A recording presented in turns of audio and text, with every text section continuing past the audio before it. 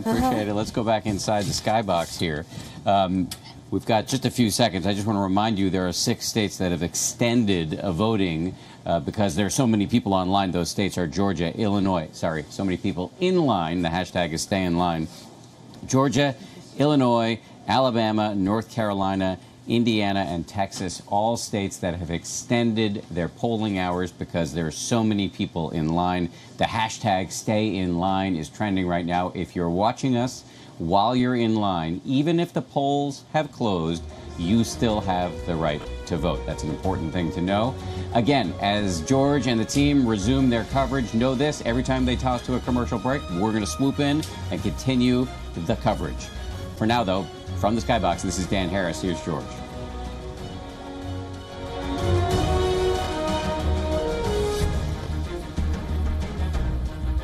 Back here at ABC News Election Headquarters here in New York, 9:30 in the East. That's a look at what's happening in the Senate so far. Republicans have picked up 1 seat in the Senate, the seat of Joe Donnelly in the state of Indiana. Let's take a look at the House.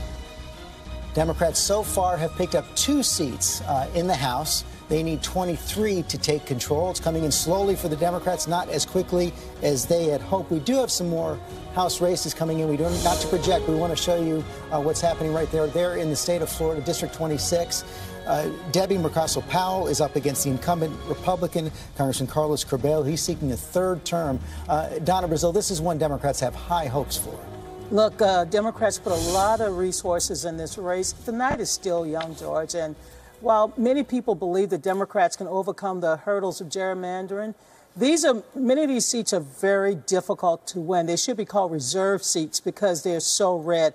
Democrats need to not only get out their vote, but also attract independents and to get millennials. And in some places, Democrats will win. In some places, it's going to be a very difficult hurdle. Also looking at the state of Virginia, where the Democrat Elaine Luria is up against the incumbent Congressman Scott Taylor. She is leading right now. This is part of a pattern we've seen on the Democratic side. Martha, retired Navy commander. Retired Navy commander, but she is running against the incumbent, who is a retired Navy SEAL. So got kind of the battle of the Navy going there. She's from ship. She's an engineer. She's a very, very smart woman. But it's unclear whether she was able to capitalize on a kind of a mini scandal with Scott Taylor about some signatures he was, some of his people were trying to get, apparently, signing on to independents to challenge her.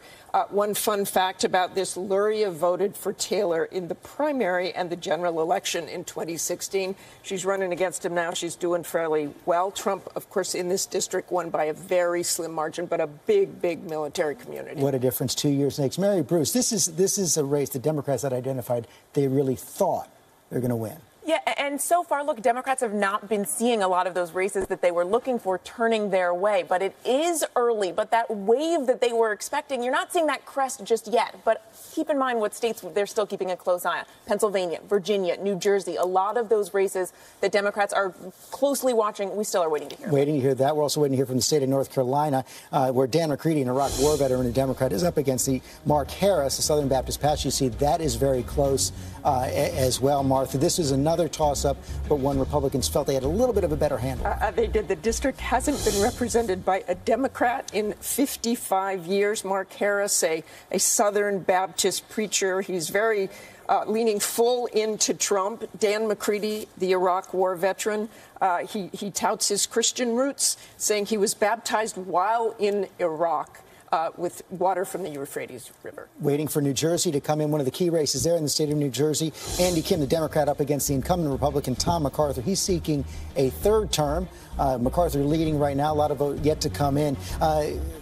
John Carl, Tom MacArthur was an architect of the tax bill, not popular in the state of New Jersey. No, but and Republicans were worried going into tonight that there could be a bloodbath in New Jersey. I had one Republican operative tell me you could see a situation where they lost all their House seats. That's not happening. That is not happening. We've seen Chris Smith won. That was a safe district, and we see MacArthur with a lead there. Chris Christie, of the incumbent Republicans in danger in New Jersey, is MacArthur the one who has the best shot? MacArthur will be the strongest. It's the strongest district of the ones that are in play. CD2, which was Frank LoBiondo, who has retired, that one will probably be lost tonight to Jeff Van Drew, a Democratic state senator. And the one to really watch tonight, I think, about whether Democrats are going to get a majority or not, is the 7th district. That's Leonard Lance against Tom Malinowski. There has been a ton of money spent there. Lance is a long time. His father was a legislator. His grandfather was a legislator. His father wrote the New Jersey Constitution. He's the Republican against Malinowski, who is a very talented candidate. Whoever wins that one, I think, may tell us a lot about who's going to win the House. Let's go back to Nate Silver right now. What are you seeing in your forecast now as this vote is coming in? So we are waiting for calls. We're in a bit of a holding pattern like the rest of the country, I think. There are a few races. Mike Kaufman's district in Colorado, for example, is a likely Democratic pickup. We have not called it yet. There are a couple in Virginia where Democrats are up by a percentage point or so, but 90% plus of the vote is in.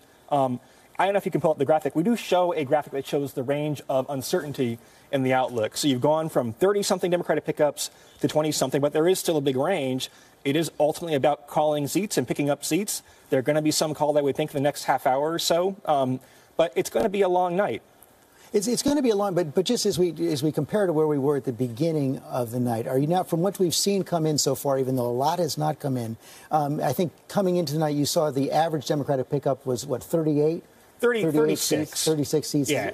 That's a range from 20 to 55, and we'll probably wind up within that range, and that's narrowed a little bit. But what's happened is that the opportunity for Democrats to win in very Trump-leaning areas, they thought they could pick up a seat in West Virginia, for example. That was called very early against Ojeda, the Democrat.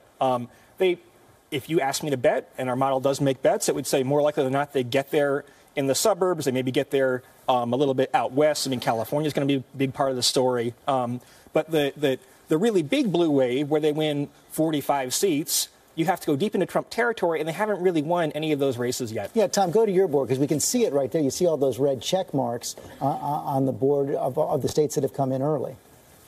You see them all here. Florida, they're still performing well. Republicans did very well in Florida, only losing so far 27. We're still holding out in 26. But, George, the other thing we have to talk about here, we're still waiting on 85 races. There are several races in California where Democrats think they're going to do well. There are races in Texas that Democrats feel they can pick up some seats. We still have Michigan. We still have seats in New Jersey. And, of course, we haven't even talked about Pennsylvania yet. Redistricting there is going to help Democrats. Matthew Dow, you talked about Florida in 2000. If we're waiting for California House seats, we could be waiting a month.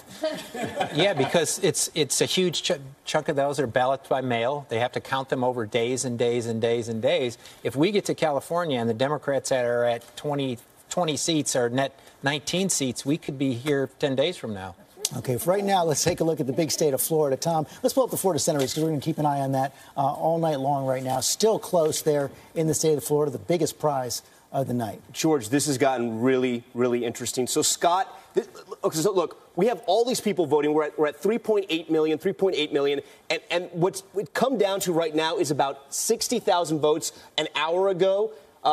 Scott's picked that up he's opened the margin only by 4,000 votes, but that's what we're talking about. It's so close, and it has come down to Broward and Miami-Dade County. I've been checking all over the state to see how some of the other bellwethers were doing, and Nelson's doing well, like places like St. Lucie, Pinellas County. He's winning all these bellwethers, so he should be doing okay. The problem is he's overperforming in Broward County. He's underperforming in Miami-Dade. Overall in South Florida, when we talk about Palm Beach, Broward, Miami-Dade County, Rick Scott's doing better than President Trump did, and President Trump won this state. So it may have paid off, to go and campaign and tell people in Puerto Rico he cared about them, to break with the president on gun control after Parkland. Those things may have helped Scott, but this race is still so tight. And when we talk about Broward County, and I think it's going to come down to Broward or Miami-Dade, 83% reporting. We still have 17% left there and 9% in Miami-Dade. Okay, what are you seeing in Florida, David? Well, I think the most important thing to look at Florida is Donald Trump's approval rating. He won by 100,000 votes, as we know, so close, a little more than 1% 2 years ago. 51%, more than half of the voters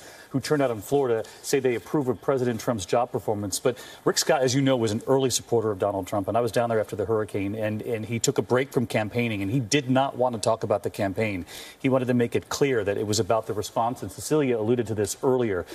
They're concerned on both sides of this about the displaced Puerto Rican, the American citizens from Puerto Rico who were there after that Hurricane Maria, and, of course, the hurricanes this year. Rick Scott's been very careful about distancing himself from the president in moments when he needs to, but then embracing the president in other moments. And I've got to say, they've got to be happy within the Scott camp when they look at these approval ratings. Donald Trump is still very well liked in a state that he's adopted as his home state. We're hearing from the White House right now. Sarah Sanders came out and spoke with reporters just a couple of minutes ago. I think we have the tape ready. Let's take a look. I think James Carville said it best when he said anybody that was anticipating a blue wave tonight's not going to get it. Maybe you get a ripple, but I certainly don't think that there's a blue wave. Sarah, behind Sarah. Sarah, turn around. Cecilia Vega, the people in the White House feeling a lot better right now than they did going into today. George, leading up to tonight, every White House official, senior White House official, and even Republicans on Capitol Hill were convinced that the House would fall to the Democrats. They were heading into this night thinking that this was their loss, that essentially tomorrow morning they would be backed into a corner facing things like investigation and the big other I word, impeachment. You heard it there from Sarah Sanders. Now she's sounding a little more like Nancy Pelosi was today, saying we've got this in the bag. Okay, we do have another result coming in right now. It comes from the state of Pennsylvania, where Congressman Connor Lamb, Democrat, he is switching. He is going to win right there his race against Congressman Keith Rothfus. Of course, he won a special election earlier in the year, but then had to run in a new district after the state Supreme Court threw out the old districts. And John Carl looks like he's going to win pretty handily there. Third pickup for the Democrats. He's going to win. He was expected to win. Frankly, his runoff, his special election race was tougher than this one, but another pickup. And remember, if the Democrats are going to win control of the House, they have to basically clean up in Pennsylvania, especially with what we've seen happen in Florida. They've got to do very well in Pennsylvania. Coach Roberts, that is so true, especially the suburbs of Philadelphia. Absolutely. And this is, again, a place where the redistricting makes all the difference. Most of these states we're looking at have huge Republican advantages in these districts. That's why it's been so tough all along. But Pennsylvania redistricted in favor of the Democrats, and the courts upheld it, and now you're seeing that they're likely to do well there. But that's why this is so important in terms of these gubernatorial races as well, George, because the Democrats have really bad seats drawn for them all around the country. And Terry Moran, you're seeing two different kinds of Democrats running this year. Some very progressive running. Others like Connor Lamb running as down the line, middle of the road Democrats. And that is the fight that's coming in the Democratic Party. If this wave does turn into a ripple or less, that is going to be a big fight that they will have. Another switch in the state of Pennsylvania. Democrat Mary Gay Scanlon has defeated Pearl Kim. That is another switch there for the Democrats right now. John Carl just said it. Donna Brazil, Pennsylvania is the place where Democrats have to score big. There's no question. These districts are now fair for Democrats. I think Democrats are going to do very well in Pennsylvania 10, Pennsylvania 16. I spent time in Pennsylvania, Georgia. I found myself one morning in Paola. And I kept saying, where the hell am I? And they said Chester County. This is an area where Democrats outside of Philadelphia, they're looking to pick up seats. I think we're going to see a lot of women pick up those seats for Democrats in Pennsylvania. I know Paoli real well. That's where my wife was born and raised. And it is a really Republican swingy district. I think the biggest one, those two we just called were layups for the Democrats after redistricting. The one you really have to look at is CD1. Because you got an incumbent Congressman Fitzpatrick who is there, who's been popular. It's going to be a very close race. If Fitzpatrick loses, then you're going to really see the Democrats, I think, run the table in Pennsylvania. If he doesn't, that may be another one of those seats like CD7 in New Jersey where it's going to show that's where they came up short. Stephanie Carter, this has become a battle of attrition for the House. Well, I do want to remind everybody that we have most of the country out, and there are a lot of House seats out there that are extremely competitive that are now going to start to come in. We're starting to see Pennsylvania, New Jersey, and, you know, Democrats have still favored to win the House. So I want us to take a deep breath on this. However, it is much harder than anybody thought. I love when my friends from the Democratic Party are saying it's going to be a long night. That's really good for Republicans, George. Let's talk to Eva Pilgrim in Philadelphia. Eva. George, there's a real opportunity for Democrats here in Pennsylvania. We've seen those two returns come in, but there could be as many as 6 seats really up for grabs for Democrats here in the state of Pennsylvania. It's because of that redistricting. These districts look completely different than they did before. And the Democratic Party telling us before this night that they really looked at these districts and actively recruited candidates from from these areas with real roots from these areas to run in this area so that they could potentially win these 6 seats. If they could get 6 seats in Pennsylvania, that would put a real dent in that 23 that they need to make this flip. The other big story here in Pennsylvania, it's a big night for women. We have seen already Mary Gay Scanlon win. There are potentially 3 other women from Pennsylvania that could tomorrow morning wake up as congresswomen. At this point, before tonight, there were no women going to Congress. Eva, sorry about that. That was the chime. That means there is another switch is coming from the state of Colorado, where Jason Crow, former Army Ranger, has defeated Congressman Mike Coffman there in the state of Colorado. Martha Raddatz, again, a veteran. A veteran defeating a 5-term congressman, Republican, a former Army Ranger, served in Iraq and Afghanistan. He is a first-time candidate. He wasn't even considering a run until Trump won, and it looks like he did it tonight. Nate, so we're going to have to go to a break right now, but still everything coming in for the Democrats, what they needed. Yeah, they are getting what they needed. They're not getting any more than they need, so their margin's a lot thinner. We don't have the Coffman call yet in our model. That will help Dems a bit. That's maybe their best pickup so far. They've won all the layups. They've won all the likely Democratic races. There's been no gigantic surprises. They haven't, again, won a lot of key toss-ups yet, and so that means it's going to be like kind of a slog. Okay, we'll take a quick break.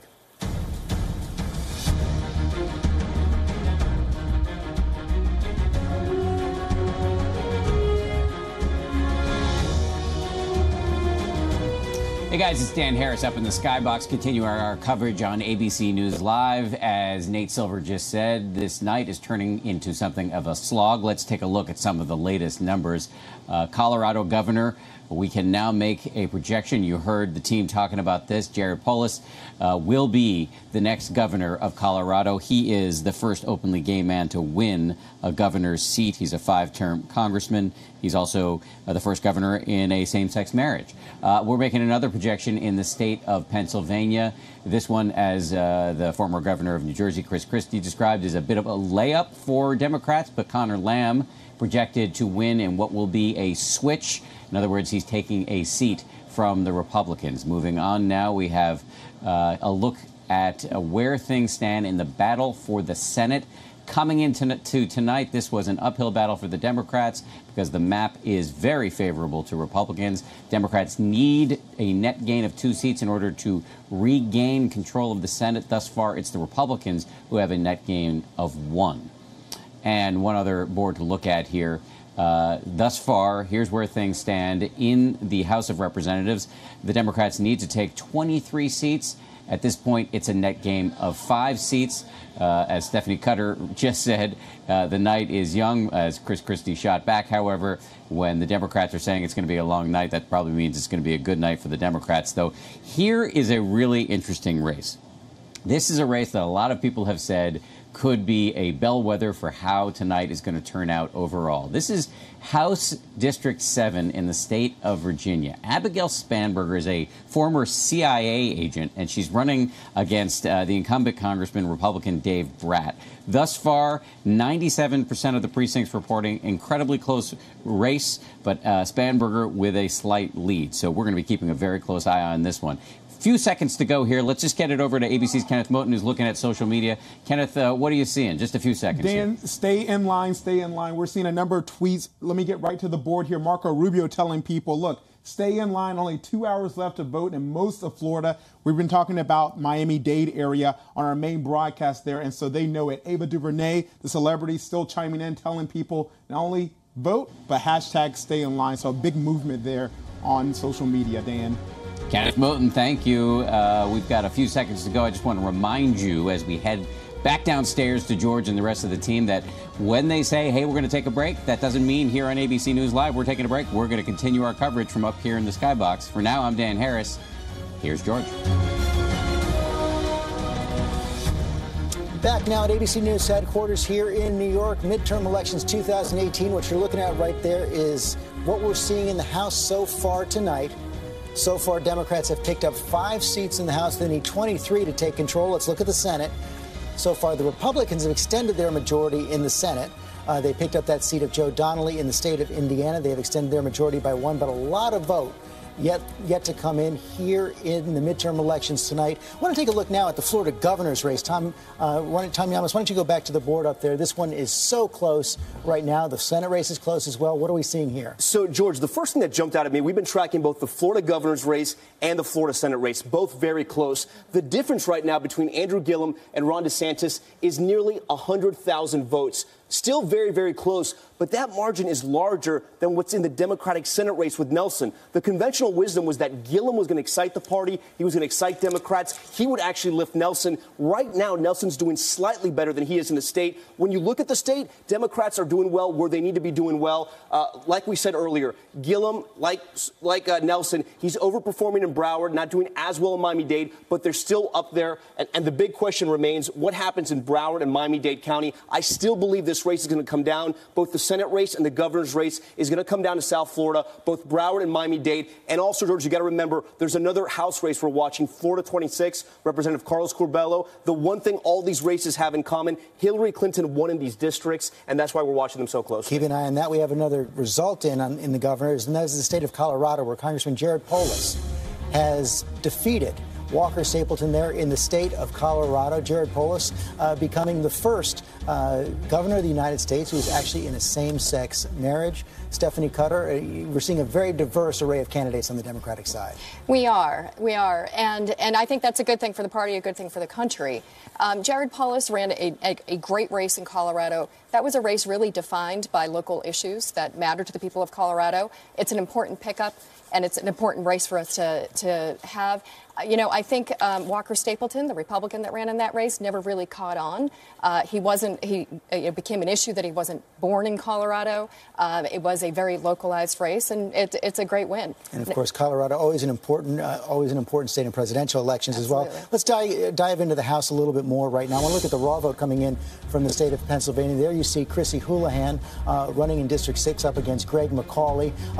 Martha, I keep coming back to the same thing. And there's another a reason. Air Force veteran. Another veteran with a very strong showing here. Let me give you a couple of things here. There are about 200 military veterans running for Congress. Incumbents 63, Republicans 102, Democrats 62, male 188, female 12.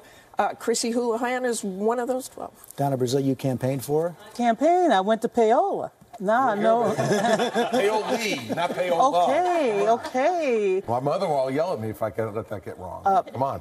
Look, Martha said it. She's one of many veterans that's running across the country. She ran on education, health care. When I was up there in Pennsylvania, people turned out to support her. She is really one of the brightest stars in the new Democratic horizon. I talked to her just a couple of weeks ago, and she felt very confident. She was sticking very much to the issues up there and, of course, her service. Of course, this is one the Democrats have to win. Well, and also to take the big picture of Pennsylvania, we have 6 potential pickups left for Democrats. Right now, we're tracking the Democrats are leading in all 6 of those. One's very, very tight, just a handful of votes, but they are tracking to do very well in Pennsylvania. Yeah, and we've got another one coming in Pennsylvania right now, Pennsylvania 7. Let's take a look. Actually, this is different. We now have a result coming in, and this is from the state of Minnesota, where Democrat Dean Phillips is a projected winner there in the 3rd district of Minnesota, defeating the incumbent Congressman Eric Paulson, seeking a 6th term.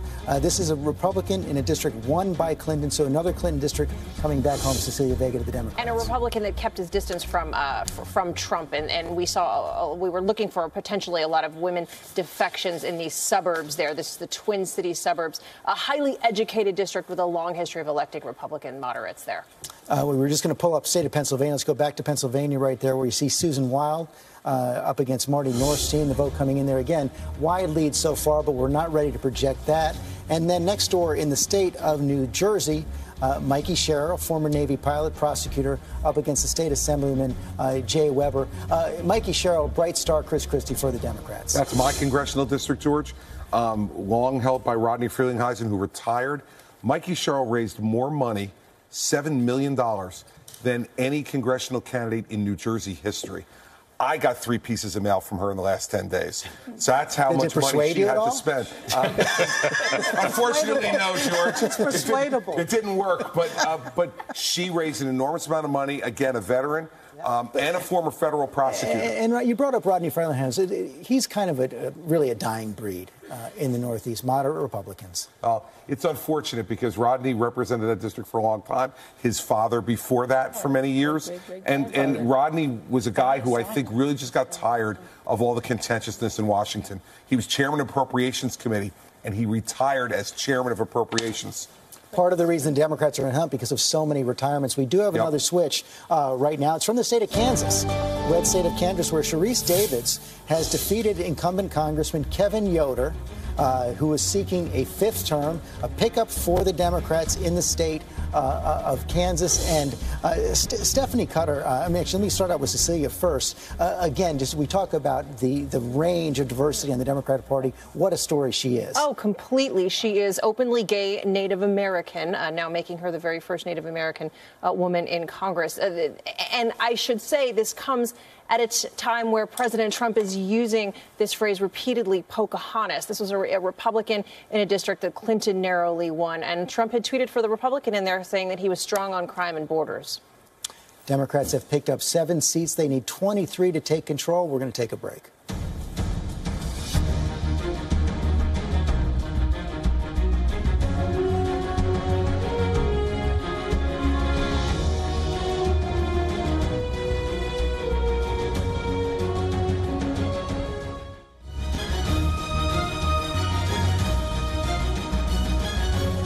Hey, I'm Dan Harris up in the Skybox. Our coverage here on ABC News Live continues even when George and the team go to a break. I want to start off by pointing out something that my colleague ABC News Chief Justice Correspondent Pierre Thomas just put out on our internal email list. He pointed out that this is an evening where, whatever side you're on, there is some good news for American democracy, which is thus far there is no evidence of unusual hacking or widespread disinformation on social media. There was a lot of concern about that issue heading into these midterms thus far, and the night is reasonably young. Thus far, nothing to be too concerned about yet, per our ABC's Pierre Thomas, who works the Justice Department and has done so for many years. We've been talking a lot tonight about the battleground state of Pennsylvania, where there are a bunch of seats open after a redistricting, a court-ordered redistricting in that state. There are a bunch of seats that the Democrats are hoping to take. Thus far, the Democrats have taken a few of them.